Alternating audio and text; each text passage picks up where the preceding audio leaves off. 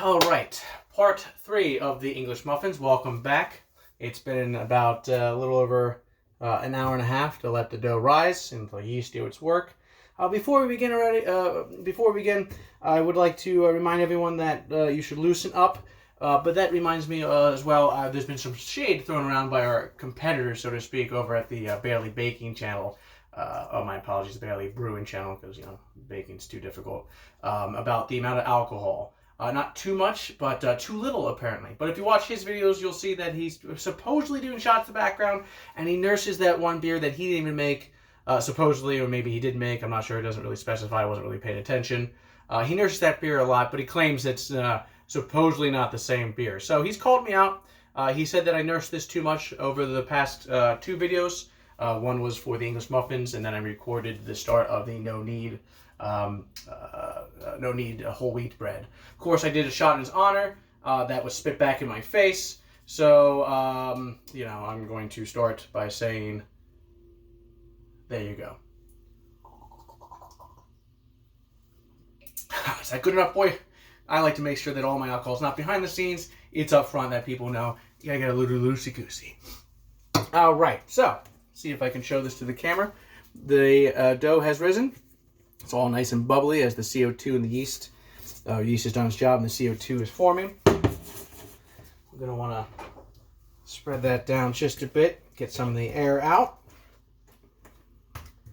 It's definitely doubled in volume. You'll see now that there is way less, so to speak, than there was, because now all that air is getting pushed out of it.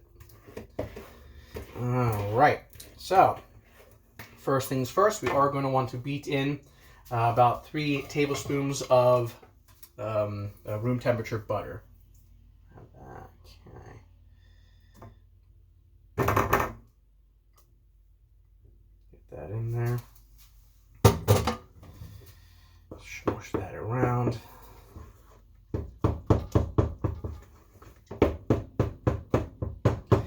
Probably use a whisk or a fork for this part. Again, I'm sticking to the wooden utensils just because, they always recommend wood over anything metal. So let's beat that in, get those lumps of butter out there. Smush that against the bowl as well.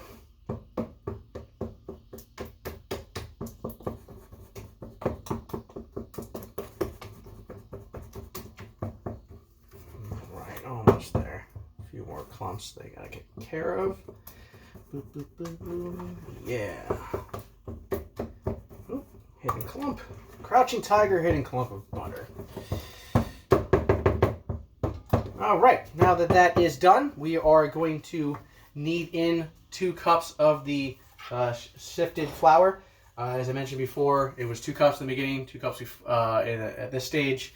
I don't have a sifter, so in a pinch, you can use a colander and sift it that way a couple times. So I don't have to do this in front of you again. I went ahead and did it right before the start of this video. Once I start to mix it in, we are going to knead it. We can do in the bowl. I prefer the open kitchen countertop space, so this was all sanitized and cleaned. Again, as I've been making a lot of bread lately. So I'd like to take a little bit of flour. Oh, that's the whole wheat. I don't want whole wheat there. A little bit of the all-purpose flour. And give a nice little sprinkling on the counter here to help out. You can always add more or less, so to speak, down the line as needed. And I am going to take another one of our little handy dandy cups here and scoop a little extra flour in the side. That way, if I need to, I can add more, especially to coat my hands when this process comes. Okay, so we are going to beat in and knead in the sifted flour. So let's add that. I'm just going to add that all right away.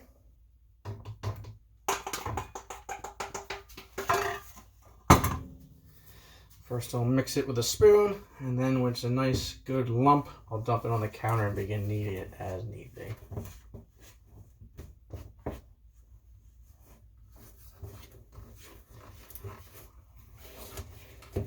Again, you can knead in the bowl, but sometimes it makes it easier, sometimes it's just not as fun.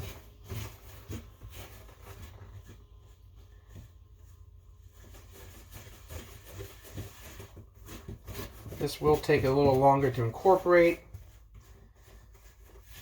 than the last time, so to speak, but it will be worth all the effort. And when I learn, if I ever do bother to learn how to edit videos, I can cut some of this crap out.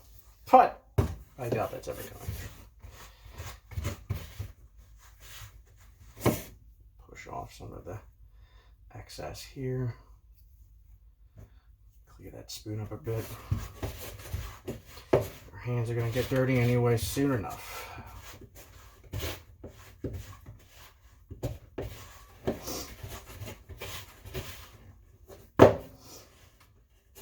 Okay, dump what we have on the slightly floured surface here. A little excess in the bowl, don't have to get everything, but try and get as much as you can. Clear this off.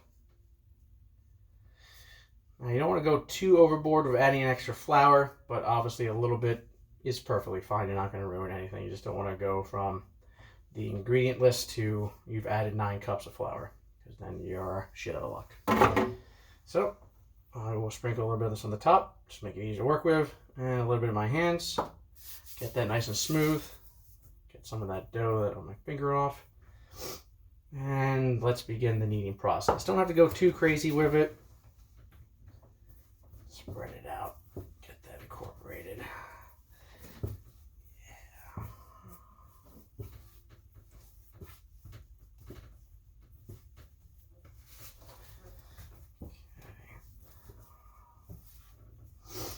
This is very relaxing. I mean, when you're making tons of bread, this can be a pain in the ass, but, you know, right now, especially during quarantine, it's actually kind of relaxing. I would love to use my KitchenAid, but that thing broke.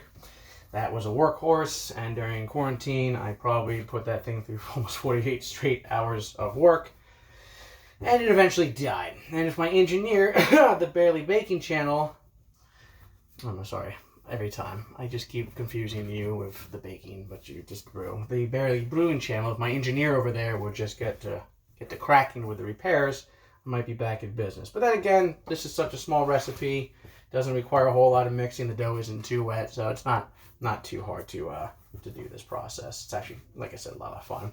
Now, if we were doing something like a brioche batch of dough, where the dough is super buttery and super wet, that would be a pain in the ass. I have made that. That actually was the last batch that I was working on when it died, my KitchenAid, and let me tell you, that was no effing fun. This is where I talk about how the joy of cooking sometimes will tell you one thing and it's just never going to happen. It had mentioned, knead the super buttery wet dough, which it says to, by the way, add no extra flour to.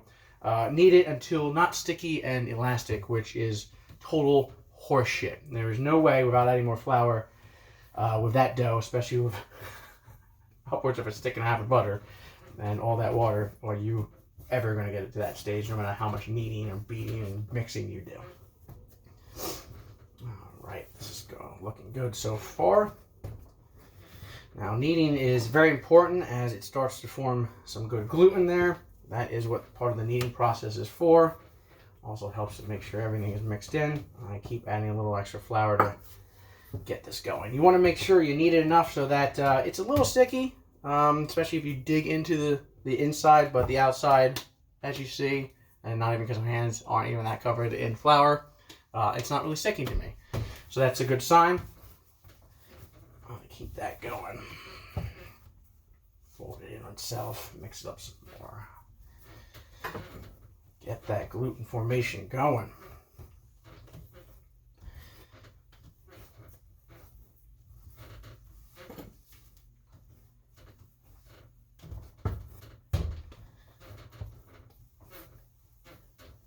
Here that this countertop space is no good for this because it's right above the goddamn dishwasher. A little sticky, a little more sticky than I like it, so I will add just a tad more flour just to work with it and to put a whole lot in my cup. Again, a little extra flour is not going to hurt, you just don't want to go crazy with it. Okay. If it starts sticking to the countertop, you're in trouble. At least that's how I view it, and that's how I have how I found it to be.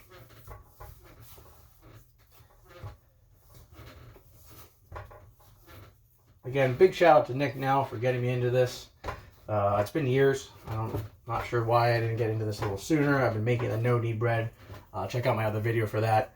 For years now, and not sure why it took me so long to try everything else. But I guess it took quarantine and a little bit of stress and nothing else to do, so to speak, other than the occasional work during the day to get me going. Bam! All right. Yeah, good to go. All right, so this is fine. We've kneaded this enough. Joy Cooking doesn't even mention how long you need to knead it for. Again, every recipe is a little different, so, follow what you think is right. But, just like sourdough, which you can check out my other videos when I upload them, it's, everyone has their own way. I want to say there's no right way, but there is certainly a wrong way, but there are many right ways, let's just say that. Which is the fun thing about baking bread, unlike cakes and pastries. There's a lot of wiggle room. That is an exact science when you're baking cake and pastries, because that can ruin quickly. So, get our measuring scale. It's been cleaned. We are going to measure this. This recipe makes about 23-inch muffins. So I will measure this. We're looking at 864 grams. I'm terrible at math. I'm not afraid to admit that. And since my phone is being used to record this, I will be doing the math on my lovely T83 Plus calculator from high school, which, they made us spend the money on our parents for really no goddamn reason. So thank God for that. 862 divided by 20 is 43.1. So we're going to round down to 43. So as long as every little bit is 43 and change, give or take, we're good to go. Now, I forgot the name of the tool, but there's a tool to cut the dough. I don't have that, so I pretty much just pull. The crappy part about that, the tool, when it pushes in and kind of closes it up, gets that chunk out. When I have to pull, it opens up the inside of the dough past all the gluten formation, makes things sticky, can be a pain in the ass. Don't recommend doing it my way, but, I work with what I got, and I don't feel like ordering that right now. So 43 grams, we're looking about 20. Before we get to that part, we do want to take our baking sheets, which we won't be baking on, but we do want to take them for the final proofing, final rise, and put a nice, generous amount of cornmeal on there. You can use flour, but if you look at the store-bought stuff, it's all cornmeal. It's more authentic, if you ask me. Personally, bagels, anything else, I use cornmeal.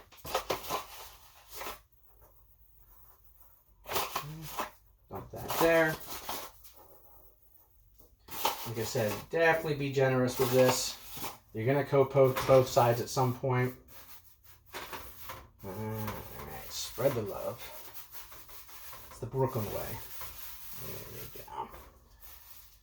Spread the love.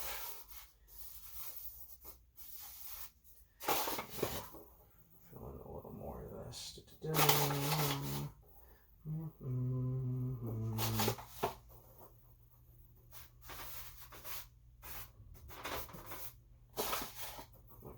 Oh, yeah. All right, put this aside for now. 43 grams. Put my thing back on here, my scale. Put this aside as well. And let's start pulling from this and seeing what we got. Oh, nice and easy to work with. 98. That's why I measured, because I would have felt like this is perfect for the size. 98. 42. Looks a little small. I'm not sure I really trust this. So we are going to, let's double that, give or take. Let's go about 80. Yeah. It'll double in size. So you know what? I'm going to trust the recipe. Sorry for the hesitation. I just have never made these before. This is my first time. So when I fail, I'm not going to care. First time doing it. What do I say? 43? We'll get the 43 going. Let's do it.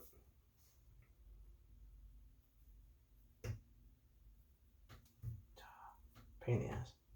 Oop. Doesn't have to be exact. I like to be a little over than under, at least for the first ones. There we go. And this does not seem right at all.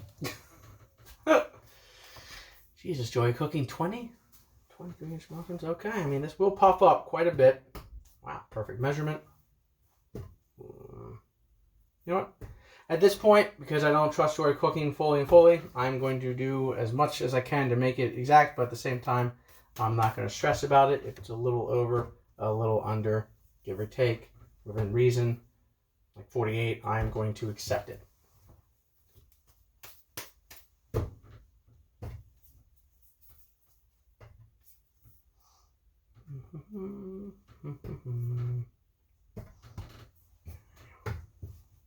Wow, 46.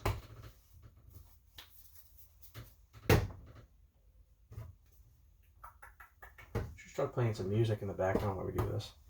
If only Google Home was part of my inventory.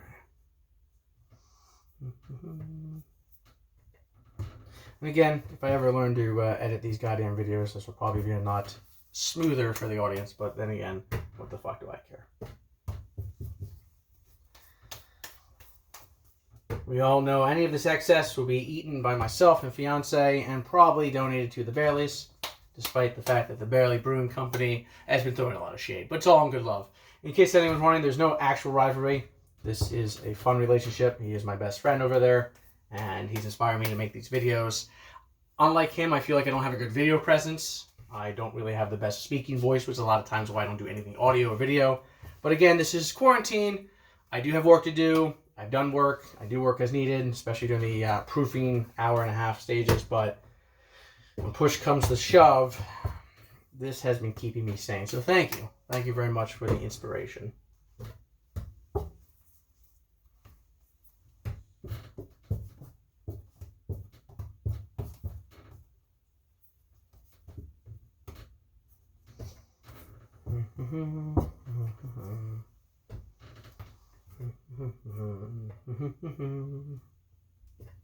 Oh, that one's a little too small. Let's measure out about 3 grams, 4 grams there. That's good enough.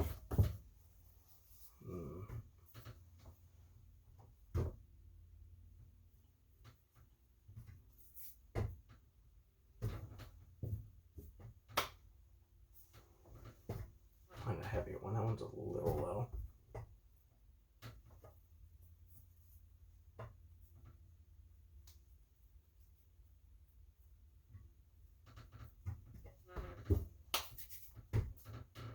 Excellent. All right. 2, 4, 6, 8, 10. 2, 4, 6, 8, 9. All right. 19. We got 19. We're one short. Don't give a shit. Like I've said, everything will puff up. Everything will be perfect. I'm going to put these kind of to the side here, these little batches. I'm going to put the scale since we're done over here as well. What you're going to want to do is you're going to want to, I tend to fluff them out a bit. Make a little round circle like you're making like a pizza dough. And then take that and kind of pull it underneath of itself. Some people do upwards. So again, you can pull it and kind of do upwards with the gluten. Doesn't really hurt to do it either way. What you want to do is get that nice and stretch. Kind of form a ball with it as much as possible. And then I tend to, after stretching it, I tend to kind of roll it around while kind of tucking part of it underneath it.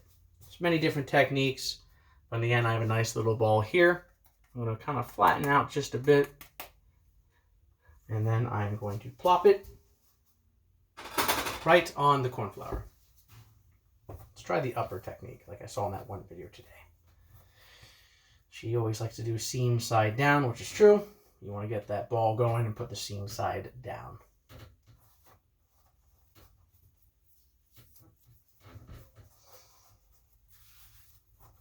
These, again, seem incredibly small, but then again, enjoy cooking, and especially when you've never made this before, I'm sure these will turn out great. If they look half as decent as I hope, I'll be happy. Again, for me, taste and flavor is really what matters the most.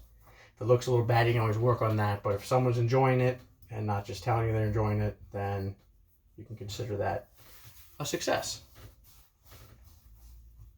Plus, you're making homemade stuff from scratch.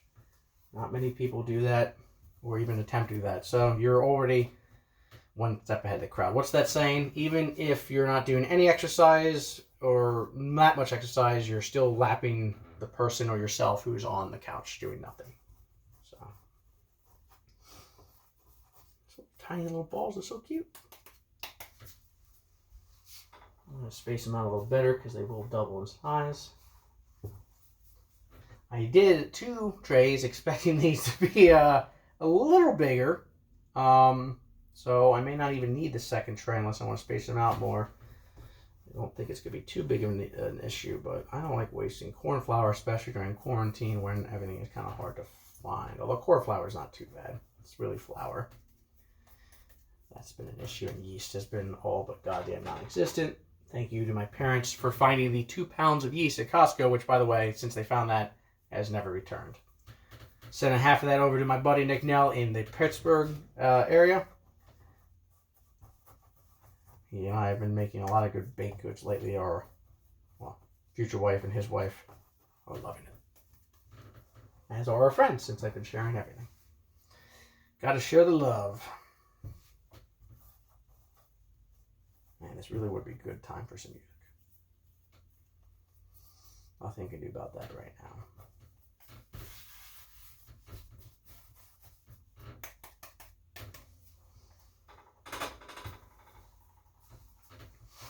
I gotta say, this has been some of the easiest dough to work with. As I mentioned before, the brioche bun dough was fucking awful. I don't think I ever want to do that without a KitchenAid again. Even forming them at the very end with a KitchenAid was a nightmare. Last time I did it, like I said, my KitchenAid failed. A big thank you, by the way, to, I know it's all in good fun, but a big thank you, by the way, to the Bailey Brewing channel over there for attempting to fix my KitchenAid. Saved me about the $200 to $400 replacement to repair costs. So thank you very much. I know it's all in good fun. Like I said, we're best friends going on 10 plus years now. So it is essential I make people aware that he's doing me a favor. It was funny, actually, when he was sending me all the information of what it could be and what he thinks needs to be fixed. I was like, yep, I read this, I read that. By the end, it came down to, I live in a 2-bedroom apartment, which is nice. Very nice, but no space to do any repairs is that, and I wasn't going to be taking apart my KitchenAid without proper tools and a workbench, especially since then you have to re-grease it or work with all the grease, and I don't have any tools or space for that. So he was kind enough to accept some baked goods for the repairs. I made him 2 very spicy, hopefully. I know one is sourdough loaf. One was a cheddar jalapeno. Delicious, I hope. Sounds like it, unless he's lying to me, but I always want positive. So I always want, what's the word I'm looking for? I always want truthful feedback. If someone doesn't like what I am making, it does not help me to tell me and lie to me that it is good. But 1 cheddar jalapeno sourdough loaf later, and 1 kitchen sink when it comes to spice, chili peppers, chili paste, cayenne pepper, habanero, cheddar, Asiago, jalapeno, sourdough bread later. He is working on my KitchenAid. So fingers crossed we can get that back up and running. Not that it's been stopping me. The only reason I am slowing down at all at this point is because my fiance, future wife, is tired of it. But as I mentioned today, even though I wasn't planning on baking this week, let alone today, the Bailey channel has inspired me to start making these videos. And of course, as I mentioned, once I start making these tonight and shoving a delicious breakfast sandwich in my wife's face, future wife's face, she will shut the fuck up. So that's where we're at this one. I do apologize. There's no music. I would love to just kind of, like I said, edit these videos or add some music. So it's just going to be me talking a lot. I tend not to shut the fuck up, especially when I am at least 3 shots deep, thanks to the Baileys, and a lot of espresso.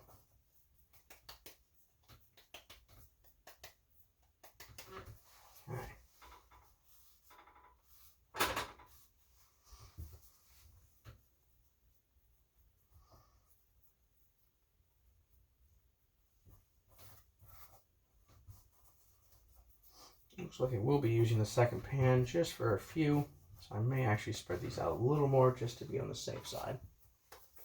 Probably do 3 in a row. And I don't feel like I've wasted a whole lot of cornmeal. Man, again, I can't stress enough. This dough has been wonderful to work with, so.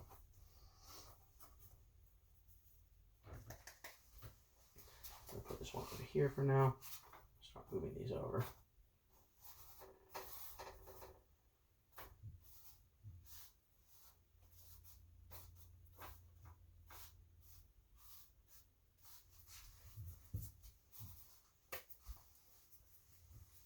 Highly recommend just trying baking out. It's a lot of fun. It can be stressful if you let it, but for the most part, and unless you're having, you know, a bad day, it should be a lot of fun. I mean, in the end, even if you provide someone a half decent batch of anything, they're gonna be grateful because you tried.